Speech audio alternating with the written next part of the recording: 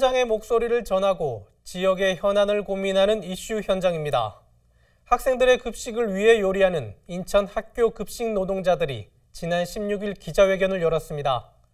인천 학교 급식 노동자들의 폐암 검진 결과 발표와 이에 따른 적극적인 대책 마련을 촉구하는 자리였는데요. 오늘은 전국 학교 비정규직 노동조합 인천 지부의 고혜경 교육위원장과 함께 학교 급식 노동자들의 폐암 발병과 이에 따른 대책에 대해 이야기해 보겠습니다. 위원장님 안녕하십니까? 네, 안녕하세요. 자, 지난해 실시했던 학교 급식 노동자분들의 펫CT 결과가 나왔습니다. 폐암 검진 결과 어떤 상황이었습니까? 네, 학교 급식 노동자 조리 실무사 1,847명을 펫CT를 찍었는데요. 47%에 해당되는 882명이 폐 이상 소견자로 나와 있고요. 매우 의심 환자로 이분들은 매우 의심이라고 하는 사람들은 바로 찍으면 다시 검사를 하면 암으로 확진될 수 있는 확률이 굉장히 높은 사람들을 말하는데요. 15명입니다. 그리고 이미 폐암으로 확진된 사람이 4명이 있습니다. 자, 사실 학교 급식 노동자들의 폐암 진단과 대책 마련에 대한 얘기는 계속해서 제기돼 왔던 문제인데요. 폐암 진단을 받은 분들을 위한 지원은 제대로 이루어지고 있습니까?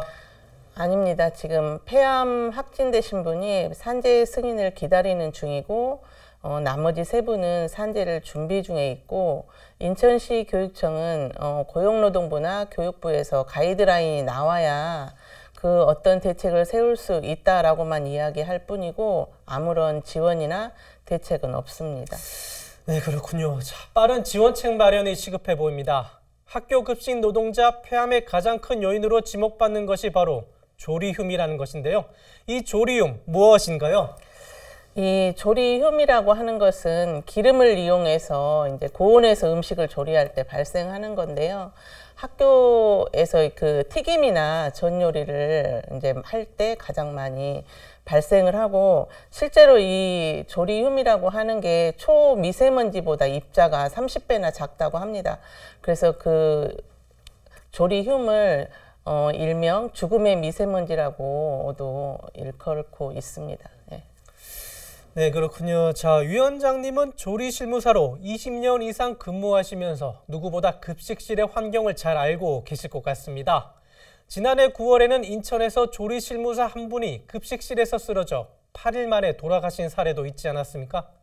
실제로 급식실 환기시설 등을 포함해 학교 급식 노동자들의 근무 환경 어떻습니까? 굉장히 아직도 여전히 열악하고요. 무엇보다 이 환기시설이라고 하면 후드의 성능이 굉장히 중요한데 작년에 이제 485개 학교 중에 35개 학교를 개선을 했다고 해요. 그리고 올해도 42개 학교 정도를 개선할 예정으로 있고 그런데 이제 그 35개 학교마저도 사실은 고용노동부에서 나오는 가이드라인의 그 수준에 채 못 미치고 있는 걸로 알고 있고 거의 제가 알기로는 그 가이드라인에 맞는 학교는 인천 시내에서 4개 정도로 파악되고 있습니다. 그래서 실제로 이제 이게 후드 성능이 빨아들이는 흡입 그거보다 이제 그것도 물론 중요하지만 실제로 소음이나 이런 것도 굉장히 심해서 이제 성능이 안 좋다 보니 용량을 키워서 이렇게 하다 보니까 이제 소음이 굉장히 커서 귀마개를 해야 할 정도로 그랬더니 귀마개를 했더니 또 이제 머리가 아프고 그 굉장한 스트레스로 아침에 출근하기도 어렵다고 하고 있고요. 지금 최근에 송도 쪽에 있는 그 신도시에 있는 학교들에서 눈병이 많이 발생을 하고 있고 13명이 근무하는 학교에 13명이 다 원인 불명의 눈병이 걸려서 지금 인하대학교까지 저희 이제 노동조합이 그 교육청과 얘기를 해서 다녀왔지만 이제 원인 불명으로 판정이 되고 있고 이런 이 후드의 성능 때문에 나타나는 여러 가지 증상들이 굉장히 많고요.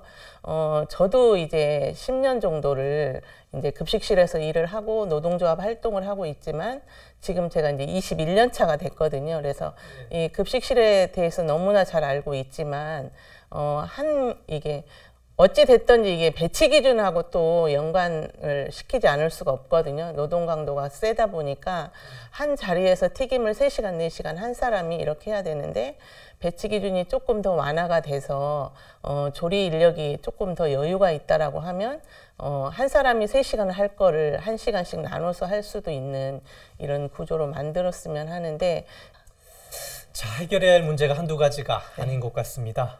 급식실에서 일하시는 분들의 근무 환경이 학교 급식 노동자들의 건강을 위해 또 어떤 대책 마련이 필요할지 좀 더 자세히 얘기해 주시겠습니까?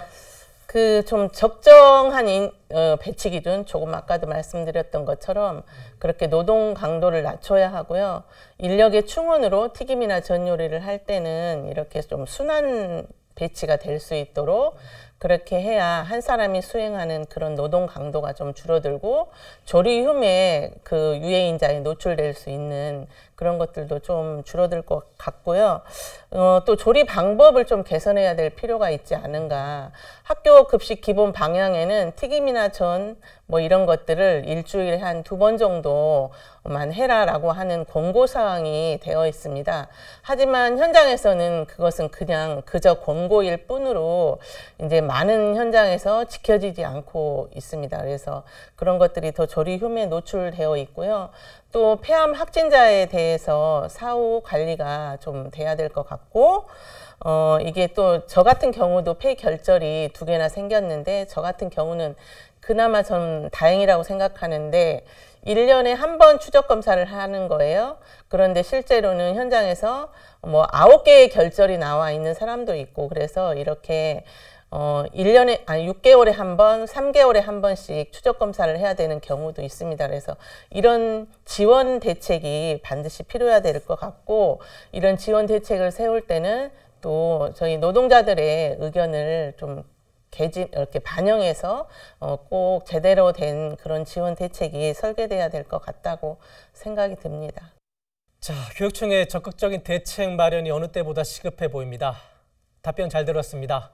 지금까지 전국 학교 비정규직 노동조합 인천지부 고혜경 교육위원장과 이야기를 나눠봤습니다.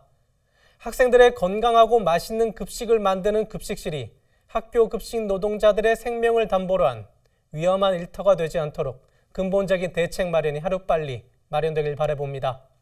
이슈 현장 오늘은 여기서 마치겠습니다.